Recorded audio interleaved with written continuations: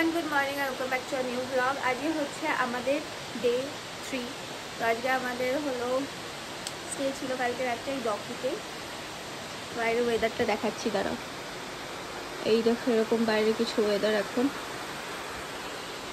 ঘরের অবস্থা এরকম। রেডি ফেডি হয়ে গেছি, আমাদের ফ্রেশ ট্রেশ হয়ে গেছি, গুছিয়ে ফুচিয়ে নিয়েছি। আর এখান দিয়ে বাইরের ওয়েদার এইরকম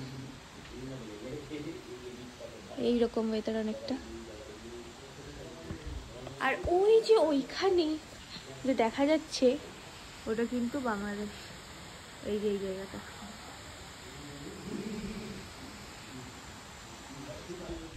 তো যাই হোক, এখনই আমরা বেরিয়ে যাব। আর কালকে মাঝরাত থেকে পুরো আজকে এই 7টা অবধি টানা জোরে বৃষ্টি হয়েছে। এখনো অল্প অল্প পড়ছে, কিন্তু কালকে থেকে প্রচুর বৃষ্টি হয়েছে। আমরা তো ভালো আজকে এরকমই বৃষ্টি হবে, হয়তো বেরোতে টেরোতে পারবো না। এমনি তো আজকে ডকিতে বোটিং এর ওখানে যাওয়ার কথা, দেন ক্রামসুরি যাওয়ার কথা, দেন ফিজি ফলস যাওয়ার কথা। এবার বোটিং হবে কিনা জানি না, কেন কিনা যেহেতু এত বৃষ্টি হয়েছে, এত বৃষ্টি হলে তো বোটিং বন্ধ থাকে। আর এখানে একটা অদ্ভুত ব্যাপার হয়েছে যে আমাদের পাশেই যেহেতু বাংলাদেশ, সেহেতু আমাদের ফোনের টাইমিং বাংলাদেশের অনুযায়ী কখনো দেখাচ্ছে, কখনো আবার এইখানকার অনুযায়ী দেখাচ্ছে। এই কারণে একটু কনফিউশন হচ্ছিল।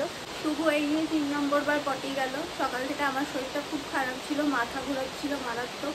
খালি ওই গাড়ির কথা মনে পড়ছিল যে গাড়িতে করে আজকে যেতে হবে, এটা ভেবে আরও মাথা ঘোরাচ্ছিল, গা গোলাচ্ছিল, কেন জানি না, মানে গ্যাস হয়ে গেছিলো। যাই হোক, ওষুধ খেলাম, তারপর ঠিক হলো। তো রোজকার মতো 3 নম্বর বার পটি গেছে। এটা বেরোনোর আগে আবারও যেতে পারে, কেন কিনা ওর মনে হয় যে যদি পেয়ে যায় রাস্তায়, এই ভয়ে ভয়ে 4-5 বার করে পটি যায়। আর একটা সমস্যা যেটা হয়েছে সেটা হচ্ছে কালকে ওই মাঝরাত থেকে যখন থেকে ওই বৃষ্টি নেমেছে তার আগ দিয়ে থেকেই এখনো অবধি কোনো কারেন্ট নেই। এই কারণে আমাদের ফোনে চার্জ নেই, কিছু করতে পারিনি। এই ফোনে পাওয়ার ব্যাঙ্ক যে চার্জ হচ্ছে, তার মধ্যে আমার যে পাওয়ার ব্যাঙ্কটা আনা হয়েছিল সেটা কোনো রকমে আর পাওয়া যাচ্ছে না, সেটা মনে হয় হারিয়েই গেছে। যাই হোক, এখন রেডি হয়ে বেরোনো যাক, আর 5-10 মিনিটে বেরিয়ে যাবো। আমরা বেরিয়ে পড়েছি। সামনে দেখলাম একটা ভিউ পয়েন্ট আছে, স্কাই ভিউ পয়েন্ট বলে অ্যারো করা, তো ভাবলাম গিয়ে দেখেই আসি কেমন। যাচ্ছি। এই হচ্ছে জায়গাটা, দেখো এখান দিয়ে এরম গিয়ে এরম গিয়ে এরম গিয়ে এরম গিয়ে এরম পুরো কি জানি বাবা কেমন, আমার ভয় লাগছে যেতে। শুভকটা দেখো যে আসছে,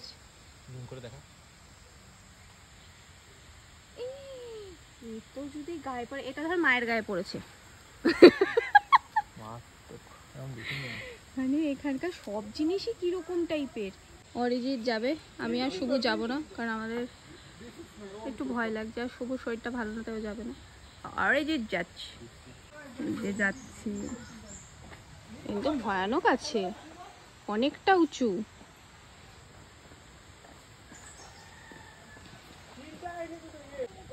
যাচ্ছে ওপরে উঠেছিল, ওপরে উঠে এইরকম অনেকটা ভিউ দেখাচ্ছিল।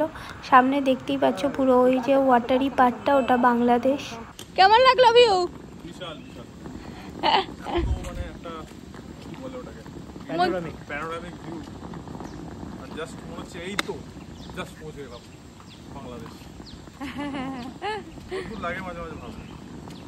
যাই এখন আমরা বলছে এখানে ডাইনোসর দেখতে পেয়েছে। কোথায় কোথায় ডাইনোসর? কেউ কিচ্ছু নেই, বেকার ডাইনোসর। ডাইনোসর ওই সেম ব্রিড। ভেজে খাওয়া যাবে। আমরা গাড়ি করে দকের দিকে যাওয়ার পথে এরকম বর্ডার পড়লো, যেটা হচ্ছে বাংলাদেশ। ডান দিকটা অনেকটা রাস্তা হচ্ছে এরকম বর্ডার ছিল, আবার মাঝখানে ছিল না, আবার অনেকটা আবার ছিল। তো দেখে খুব অদ্ভুত লাগলো, চোখের সামনে বর্ডার লাইফেই প্রথম দেখলাম। যেহেতু পাহাড়ি রাস্তা, অনেক জায়গায় এটা দূরে চলে যাচ্ছে বর্ডারটা, আবার কাছে আসছে, এরকম হচ্ছিল। ফার্স্ট ভিউ পয়েন্টে আমরা নেমেছি, দ্যাট ইজ ডকি বোটিং প্লেস। কিন্তু ব্যাপারটা হচ্ছে যথারীতি আমরা আগেও শুনে এসেছিলাম মনসুনের সময় বোটিং বন্ধ থাকে। আর জলটাও যে এখানে ক্রিস্টাল ক্লিয়ার সেই ব্যাপারও নেই, পুরো মনে হচ্ছে আমাদের ওখানকার গঙ্গার জল। এই জলটা দেখি তো, দকির জল দেখানো যায়। হ্যাঁ, এই জলটা দেখে নাও, দকির জল দেখানো। যদিও আমি দেখাচ্ছি তোমাদেরকে, পুরো খুবই বাজে কাদা হয়ে রয়েছে, এই কারণে বোটিংও বন্ধ। যাই হোক, আমি তোমাদের দেখাচ্ছি ভিউটা। এই যে পাড়েই বোটগুলো লাগানো ছিল, এখানেই বোটিং হয়। আর ওই যে দূরে পাথরের জায়গাটা দেখছো, একদম সামনে একটা দড়ি দিয়ে বর্ডার করা ছিল। ওই পাশটা ছিল বাংলাদেশ আর এই পাশটা ছিল ইন্ডিয়া। ওই যে বাংলাদেশের লোকগুলো। আমরা নেমে গেছি আমাদের second spot, that is Krangsuri waterfall. আর এই যে ব্যাগটার মধ্যে আমরা সব জিনিস এই দিনটার জন্য এই 800 টাকার ব্যাগটা কেনা। এই ব্যাগটার মধ্যে সব জামা কাপড় নিয়ে নিয়েছি, কারণ এগুলো তো ছেড়ে স্নান করতে হবে। জানি না নিয়ে যাচ্ছি মানে যে স্নান করবো তার কোনো মানে নেই, নিচে গিয়ে পরিস্থিতি বুঝে ব্যবস্থা। এই আমরা এখন নামছি নিচে, প্রায় কতটা নিচে নেমে এসছি, এখনো আসেনি। জোরে বল, শোনা যাচ্ছে না। ভিডিও দেখে এখানে এসেছি, প্রতিটা ভিডিওতেই দেখাচ্ছে এই জায়গাটা এত সুন্দর, এই জায়গাটা এত সুন্দর। সমস্যাটা কি, ওটাই নামতে উঠতে গিয়ে যে কত কষ্ট হচ্ছে সেটা কেউ দেখছে না। মানে অনেকটা ট্রেক করতে হবে, এরকম বলবে এতটা, মানে একটা পাহাড় থেকে নিচে নামছি আবার উঠতে হবে, এইরকম ব্যাপার। যা যাক দেখি কতক্ষণ হাঁটতে হয়। আর এই যে ভিউ ক্রাংসুরি, এই ফলসটা অনেকটা মানে প্রচুর জোরে জল পড়ছে, মানে ওখানে গিয়ে স্নানও করা যাবে না, এইরকম দেখাচ্ছে। খুব সুন্দর লাগছে। তবে যেটা বললো যে এই জায়গাটা শুধু মানে ফটো তোলার জন্য, এইসবের জন্য, এইখানটা স্নান করার জন্য না, ওই উপরে যে জায়গাটা আছে যেখানে নর্মাল শুধু নদীর মতো জল, ওখানেও যাবো আমরা, ওইখানটা হচ্ছে স্নান করার জন্য। এইখানটা জাস্ট ফর এই ভিডিও করছি, ফটো তুলছি, এইখানকারটা এরকম। এই যে সবাই স্নান করছে, এখানে লাইফ জ্যাকেট ছাড়া অ্যালাউডই না নামা। আমরা পা ডুবিয়েছি খালি, এইটুকু আই গেস অ্যালাউড, এইটুকু তাও অ্যালাউড না, আমাদেরকে মানা করেছে, কিন্তু তাও আমরা পা ডুবিয়েছি একটুখানি, কারণ বাকি অনেক কয়েকজন করছে। হ্যাঁ, তারপর আমরা 3 জন আর বাকি যারা ছিল সবাই জলের মধ্যে ডুবলাম, কারণ এটা হচ্ছিল আমাদের ট্রিপের লাস্টতম দিন। আর এটা না করলে মেঘালয় ট্রিপ পুরোটাই ইনকমপ্লিট থাকতো। তো আমরা অন্য কাউকে বললাম রেকর্ড করে দিতে, আর আমরা তো পুরো পাগলের মতো মজা করেছি। ফোন পুরো দূরে ছিল, ভাগ্যিস একজন ভিডিও করেছে তাই দেখানো যাচ্ছে তোমাদেরকে। মোটামুটি আমরা তোমাদের সাথে সবই শেয়ার করি, কিন্তু এটা শেয়ার করা গেল না। এটা একটা এক্সপিরিয়েন্স, এটা একটা এক্সপিরিয়েন্স, মানে তাও ওয়াটারফল পড়ছে না, এটা ন্যাচারাল। মানে আমি তো কোনোদিনও নদীতে স্নান করিনি, এই প্রথম জীবনে নদীতে স্নান করলাম। তো আমার কাছে দারুণ এক্সপিরিয়েন্স, আর কি বলবো, মানে এখানে এসো দারুণ লাগবে, মানে পাগলা হয়ে যাবে। এই লিংশিয়ার ওয়াটারফল, ক্রাংসুরি, দুটোই তোমাকে মানে মন্ত্রমুগ্ধ করে দেবে। কি করছিল, নাচ করছিল এই মাত্র। এই ফাইনালি এখন বেরিয়ে যাচ্ছি, দেখতে পাচ্ছি চেঞ্জ করে নিয়েছে আবার। এখানে খুব ভালো যে চেঞ্জিং রুম থাকে কিনা, কিন্তু আসার আগে কাউকে জিজ্ঞেস করে জানতে পারিনি যে চেঞ্জিং রুম আছে কিনা। একমাত্র এখানে এসেই দেখলাম যে না, চেঞ্জিং রুম সব জায়গায় আছে। ব্লগে কেউ কভার করছিল না, আমরা আমাদের ভাবে কভার করেছি। তো শেয়ার করে দাও, সাবস্ক্রাইব করে দাও।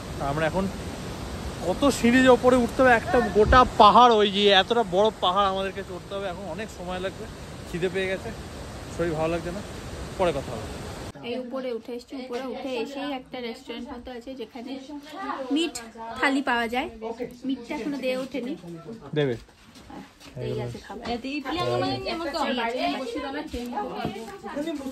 ক্রাংসুরি থেকে আমরা ভাবলাম যে এবারে আমরা জোয়াইতে বা কোথাও একটা নেমে যাব, যেখান থেকে ডাইরেক্ট শিলং চলে যাব। যেহেতু পরের দিন আমাদের ফ্লাইট ধরার ব্যাপারটা ছিল, তো আমাদের একটু বাকিদের সাথে টাইমের অ্যাডজাস্টমেন্টটা ঠিক হচ্ছিল না।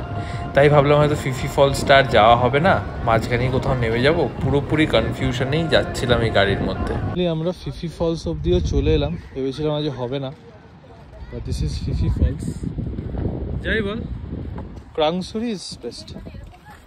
ফিফি ফলস অনেকটা ওপর থেকে, হ্যাঁ সিনিক বিউটিটাই ওয়াটারফলে এমন কিছু হয়তো। ইয়েস, অ্যাকচুয়ালি এর হাইটটা অনেকটা উঁচু, অ্যান্ড ইটস এ থিন ফল।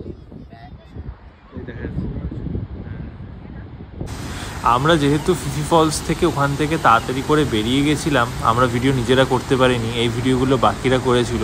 যত ওরা পুরোপুরি নিচে অবধি গেছে, আর যতগুলো ফলস আমরা কভার করেছি তার মধ্যে এটা মনে হলো খুবই কঠিন, কারণ তুমি দেখতেই পাচ্ছ রাস্তাগুলো কেমন, মানে বলছিল ওরা যে রাস্তাই নেই, খুব বাজে আর খুব ভয়ানক মতো ব্যাপার আর কি। তো যদি কারোর অ্যাডভেঞ্চারাস ট্রেক পছন্দ হয় তারা তোমরা নিশ্চয়ই আসতে পারো, খুবই ভালো লাগবে। সেই যে আমাদেরকে দেখেছিলে লাস্ট হলো কোথায় জানো, ফিফি ফলসে, তারপর তো অনেক কিছু ঘটে গেল। ফিফি ফলসের ওখান থেকেই আমরা একটা গাড়ি পেয়ে গেলাম, আমাদের ড্রাইভার দাদা ঠিক করে দিল, যেটাতে আমরা আজকেই শিলংয়ে চলে এসেছি। যেহেতু আমাদের কালকে ফ্লাইট, কালকে জোয়াই থেকে, আজকে অ্যাকচুয়ালি যারা গ্রুপে ছিল তাদের হলো জোয়াইতে স্টে আছে আজকে, এবার ওরা জোয়াইতে থাকবে। কাল ওদের সাথে যদি আমরাও থাকতে যাই, আমাদের কালকে জোয়াই থেকে শিলং আসতে হবে, শিলং থেকে গুয়াহাটি যেতে হবে। এই কারণে আমাদের ফ্লাইট 6টার সময়, যদি মিস হয়ে যায় বাই চান্স, এই কারণে আমরা আজকে তখনই, ওরা ফিফিতে নিচে নামলো, আমরা নিচে নামিনি, আমরা হলো ওখান থেকে গাড়ি ধরে এই এখন কটা বাজে 8:23 বাজে এখন পৌঁছালাম আমরা। আর এখানে আসার পরেই আমরা একটা হোটেলও বুক করে নিয়েছি, মানে জাস্ট নামলাম আর হোটেলটাও বুক করে ফেললাম, একদম কাছেই ছিল, আগে থেকে বুক করা ছিল না, এখানে নামার পরেই বুক করেছি। তো এখন এখানেই নাইটটা স্টে করে কালকে আর কোনো তাড়া থাকবে না, বিকজ এখান থেকে গুয়াহাটি তো বেশি দূর না। তবে রাস্তায় আসার সময় 10 কিলোমিটার যখন বাকি শিলংয়ে ঢোকার আগে, তখন থেকে এতটা টাইম লাগলো কেন কি না, তখন বেজেছিল মনে হয় 6টা আর এখন বাজে 8:30, 2 ঘন্টা মনে হয় জ্যামেতেই আটকে ছিল। তো এই কারণে একটু সমস্যা হয়েছে, বাট ফাইনালি আমরা হোটেল পেয়ে গেছি, এটাই সব থেকে ভালো ব্যাপার হয়েছে। আপাতত ফ্রেশ হব, ফ্রেশ হয়ে নিয়ে এরা এই যে খাবার কি ওরা হচ্ছে খাবার অর্ডার করছে ওখানে, খাবো, আগে ফ্রেশ হয়ে নিই, তারপর আবার পরে কথা বলছি। এখন আমরা রাতে ডিনার করছি, ডিনারে অর্ডার করেছিলাম fried rice, hot and sweet paneer, subs বাজার মানে মিক্সড ভেজ টাইপের, আর লাচ্ছা পরোটা। এই এখন আনন্দ করে খাচ্ছি, এদিকে সব গুছানো হয়ে গেছে প্রায়, খেয়ে ঘুমিয়ে পড়বো।